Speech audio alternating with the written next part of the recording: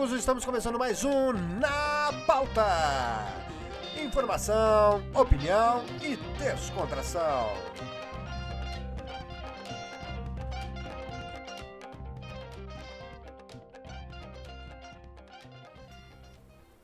Olá, meus amigos, mais uma vez um prazer enorme estar junto de você aqui no Na Pauta. Sempre lembrando, aqui a pauta é livre, aqui a gente tem liberdade para expressar e falar e conversar, né? E a gente quer justamente isso, um bate-papo legal. Eu tenho falado isso sempre nos outros vídeos, né? Coloque aí o seu contraponto, participe juntamente conosco, né? Para que a gente possa fazer isso aqui de uma forma mais interativa, ok? Mas hoje, como você viu aí o título, né? Urnas eletrônicas. Vamos mandar real então aí sobre essa questão aí.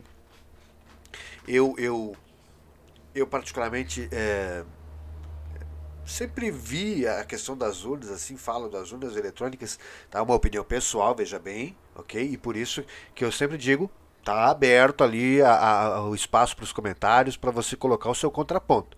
E é bem-vindo. Inclusive, eu tenho falado, a gente vai fazer um vídeo aqui sempre colocando esses contrapontos, entendeu? Quero dar voz a você também. Não quero ser um monólogo aqui onde eu falo e você tem que concordar como se a minha verdade fosse uma verdade absoluta. Não. Não é esse o nosso objetivo, tá? Geralmente é justamente isso, trazer um debate, um diálogo, que é isso que a democracia nos proporciona, né? E o que eu quero dizer quando eu falo assim, que eu sempre olhei para as urnas com um certo orgulho, entendeu?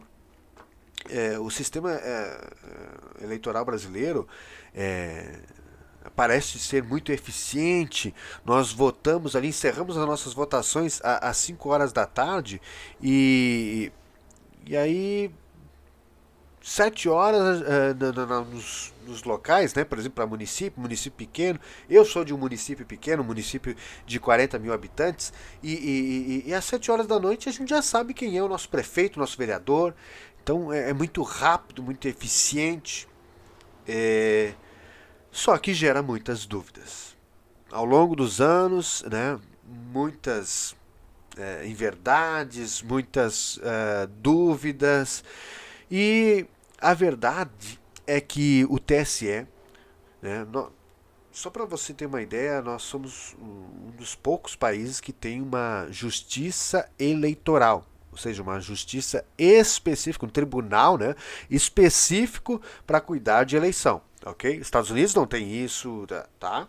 Então, se nós já temos um custo altíssimo, tá, para termos uma justiça eleitoral, ou seja, um tribunal específico para cuidar das eleições, eu acho muito incompetente, muito diferente do sistema eleitoral que me parece, como eu estou dizendo, eficiente. Aplicado ali, iniciou em 96, 98, é que tomou as eleições de forma geral, né, participou no Brasil todo, porém, e que parecendo muito eficiente, tá?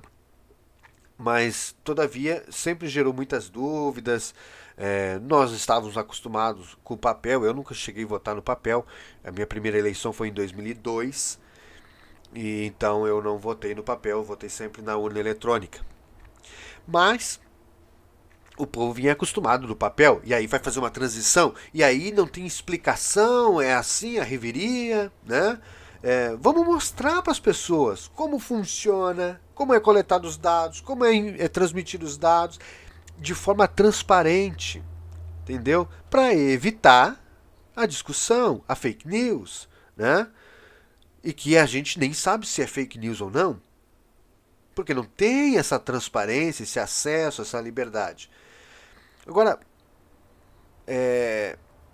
a coisa tomou uma proporção tão grande e de forma eleitoreira, o que é o pesar maior, que agora essa intromissão das Forças Armadas, e que de fato realmente não foi algo transparente, né? Eles não puderam fazer uma auditoria, foi mais um relatório, eles mesmos chamaram de relatório, entregaram um relatório.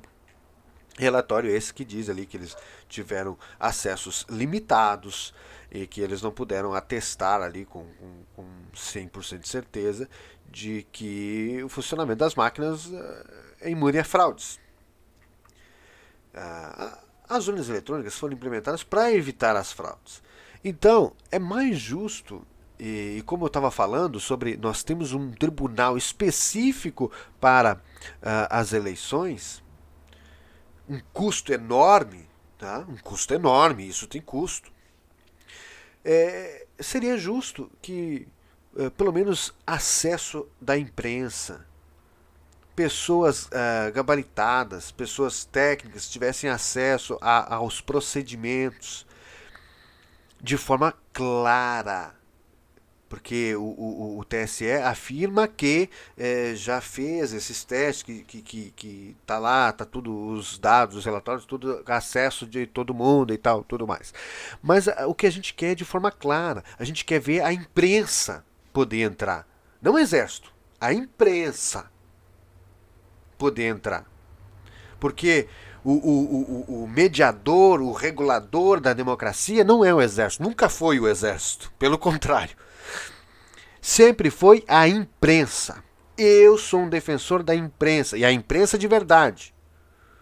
Tá? Não estou falando de notícia que rola em WhatsApp, em Facebook, não, estou falando de imprensa de verdade.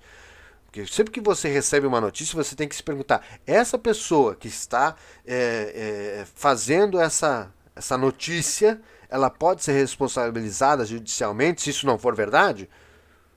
Se a resposta for sim, ok, pode passar para frente. Se a resposta for não, segura isso aí, porque a probabilidade de ser fake news é enorme. Então, um editorial de um jornal pode ter uma inclinação à esquerda ou à direita? Sim, e de fato tem. A maioria, inclusive, é de esquerda. Mas aí, publicar fake news, inverdades, eles vão ser responsabilizados judicialmente. Aí já é outro assunto. Entendeu? Ficar batendo em cima de fulano, de ciclano, de ter um editorial inclinado à esquerda, isso sim, isso de fato ocorre hoje. Mas dizer que o que eles publicam é mentira, aí a conversa, opa, vírgula, espera, vamos com calma, tá? Porque eles vão ser responsabilizados judicialmente. Tá? Tá na moda agora as hashtags Globolixo. Mas para pensar. Se a Globo publicar uma inverdade, ela é obrigada a se retratar. Ela é obrigada, entendeu, a responder judicialmente por isso. Ela pode perder a concessão. Lembro que é concessão pública. Inclusive o Bolsonaro que renovou agora. Acho que foi dia 18 de outubro. Renovou a concessão da Globo. Então ela é concessão pública. Se ela falar em verdade, ela perde a concessão. É simples assim. É simples assim. Então, se falar em verdade, vai ser responsabilidade judicialmente. O editorial é inclinado à esquerda, fica batendo só ok. Aí você é um ponto que você pode defender. Mas dizer que fala em verdade, aí já não. Agora, voltando para a urna, né? A questão é, sim, de fato nós temos que fazer algo mais transparente.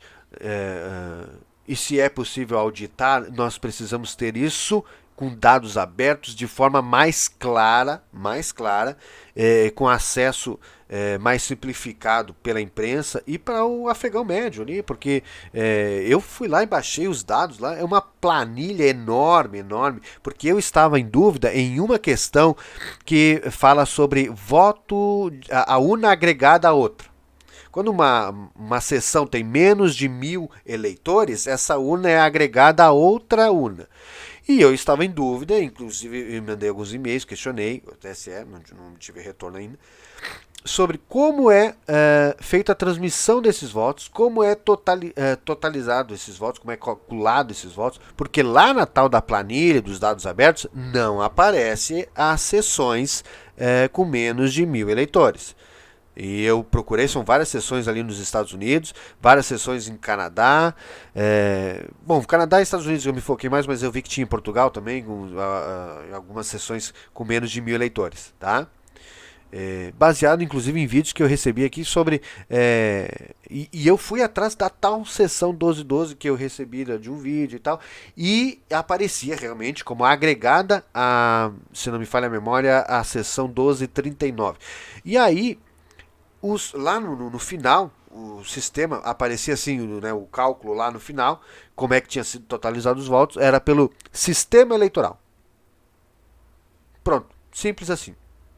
Me desculpe, mas isso não é acesso a dados abertos, isso não é acesso à informação, isso tá ali sem explicação nenhuma, tá muito vago, tá muito vazio essa explicação de uma agregada a outra, a gente não sabe como é que foi calculado esses votos, como é que foi totalizado esses votos, então me desculpe, nesse ponto a galera sim tem razão em reclamar, porque não está claro, e o TSE deveria fazer uma coletiva, mas não essas coletivas monóloga que tem sido feita, onde eles vão lá, apresentam lá os relatórios deles,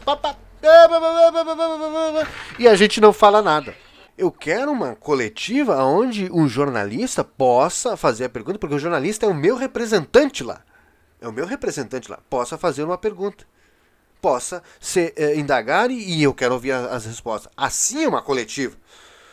Agora, o outro ponto que tem que ser levado em consideração também a respeito das urnas e sobre auditoria, sobre uma investigação mais a fundo, uma clareza maior, porque nós, como cidadãos, precisamos. Se nós estamos com dúvida, as nossas dúvidas têm que ser sanadas. É um direito que nós temos. Tá? E aí eu parto da premissa que sim, eu quero que seja feito isso, uma auditoria bem feita, averiguar, entender realmente como é que funciona o sistema. Porém, não o exército. Não o exército. Eu quero algo imune que não vá nem para a esquerda nem para a direita. E com a participação do Congresso, dos deputados. Afinal de contas, nós elegemos eles para serem os nossos representantes. Eu votei em uma ideologia, você votou na sua ideologia, no candidato que representa aquilo que você defende na sua ideologia, então automaticamente nós temos os nossos representantes lá. Afinal de contas, o nosso sistema político ele é representativo. Então, nada mais justo do que uma auditoria feita com a participação do Congresso, com a participação dos partidos, que são os mais interessados, inclusive, né? Afinal de contas, para eleger eles, com a participação desses, fazer uma auditoria, aí sim, uma coisa bem esmiuçada, nada correndo, que não seja feito em período eleitoral para não ter interesses escusos, isso é uma coisa muito importante, né? Fazer a auditoria agora, com a eleição rolando, aí não, né? Aí é puro interesse político, aí não. E outra coisa que me gera uma dúvida, inclusive foi uma fake news que rolou aí nas eleições aí de que a empresa Diebold, que era fabricante ali, eu acho que do período de 2002 até 2015, se eu estiver enganado aí me corrijam por favor, mas acho que era esse período, a empresa Diebold, tá? Que fabricava as urnas, a fake news, tá? Que tinha sido pega pelo FBI fraudando as eleições americanas. De fato, ela foi pega pelo FBI em 2 processos e foi penalizada em multas milionárias lá, tá? Mas não foi de eleição. Tá? Lá ela não fornece o equipamento para eleição. O que a Diebold ela é a maior fabricante no mundo dessas impressoras impressoras fiscais, vamos dizer assim, essas que imprimem os recibos ali, sabe? Térmica. Ela é a maior fabricante do mundo disso. E lá nos Estados Unidos ela é responsável pelos caixas eletrônicos dos bancos. Ela é a maior fabricante de caixa eletrônico lá, é a maior fornecedora de caixa eletrônico dos Estados Unidos. E os processos que o FBI moveu são referentes a isto, tá? Aos caixas eletrônicos. Eu vou inclusive, isso a gente não encontra aqui nos sites brasileiros, eu vi que realmente não foi noticiado isso. Tá entendendo? Clareza. Isso sim. Explicar sobre a Diebold. Ou atualmente, não é mais a Diebold que faz, é a Positivo. Aquela que faz os computadores, sabe? Espero que não seja igual aos computadores. É ela que faz agora enfim, a urna eletrônica. Tá? Eu vou deixar aqui na descrição do vídeo um link do site da Reuters com a reportagem que fala justamente sobre esse problema que aconteceu aí, que o FBI, inclusive, pegou a empresa. Tá? Essa reportagem, a última atualização que ela teve foi há 9 anos, no dia 22 de outubro de 2013. Tá? Ela está em inglês aqui, né? Mas a Diebold, ela teve as acusações de suborno, tá, nos Estados Unidos, e ela foi multada em 48 milhões, a soma dos dois processos, 48 milhões, tá? Então, a empresa concordou em pagar a multa de 25,2 milhões, tá, ao Departamento de Justiça dos Estados Unidos. Deixa eu ver aqui, acusações, está em inglês, tá? Por isso que tô tentando traduzir aqui. Acusações que violou as leis de práticas corruptas estrangeiras entre 2005 e 2010, entre esse período. Aí esse processo, 25,2 milhões de dólares. Tá? E aí também vai ter que pagar 22,9 milhões de dólares para resolver acusações daí relacionadas a civis, acusações civis, né, relacionadas à comissão fica ao contrário, é a Comissão de Valores Mobiliários dos Estados Unidos. Tá? Ambos os assentamentos também pedem que a empresa com sede em. A empresa é de North Canton, em Ohio, no estado de Ohio. Tá? As agências também acusaram. Aqui, ó. As agências também acusaram a Diebold de canalizar através de um distribuidor na Rússia cerca de 1,2 milhão de dólares. Esses valores que eu estou passando é tudo em dólares, tá? De subornos que estavam escondidos com contratos de serviços falsos, as famosas notas frias, né? E foram finalmente pagos a funcionários de bancos privados naquele país, na Rússia. Tá, aqui agora, aqui ó, o Steven Detmold, procurador do Distrito Norte de Ohio, tá? Ele falou o seguinte: os ganhos corporativos não podem ser colocados acima do Estado de Direito e as penalidades de hoje. Enviar a mensagem novamente, aí não parece que alto claro de que tal conduta é inaceitável. Falando referente às multas aplicadas à empresa Diebold. Tá? Aí, aqui, ó, acho que é o Mike Jacobson, porta-voz da Diebold, ele fala assim, isso foi um passo importante para a empresa. É imperativo que a Diebold reconheça essas questões de frente, reconheça a responsabilidade e coloque a investigação do órgão ali, né, por trás disso. Tá. Bom, enfim, eu vou deixar ali depois a reportagem para que vocês possam ver aí. Copia, cola lá no Google Tradutor e aí você vai ter, ó. E de repente salva algum engano ali que tentei ler aqui na corrida. Mas tá entendendo? É uma empresa que não transmite confiança e fabricava as urnas até 2015. Por que deixou de fabricar? Por que parou de fabricar? É uma outra pergunta que tem que ser respondida. Né? Foi descoberto alguma coisa? Ou simplesmente porque a empresa não me parecia muito idônea e aí a gente para de trabalhar, o que é correto também. Né? Mas a questão é, nós temos dúvidas acerca das urnas, tá? E elas têm que ser respondidas com clareza. Agora entra um outro ponto que tem que ser levado em consideração, que é essa galera na rua, né? Que não adianta, pode vir relatório, pode vir, sabe, pode descer Jesus aqui e dizer, olha, a eleição acabou, tá? Acabou, é isso aí, que não vai adiantar, não vai adiantar, eles estão com uma ideia fixa, estão acampados lá. O que eu tenho para dizer é que não vai acontecer absolutamente nada, tá?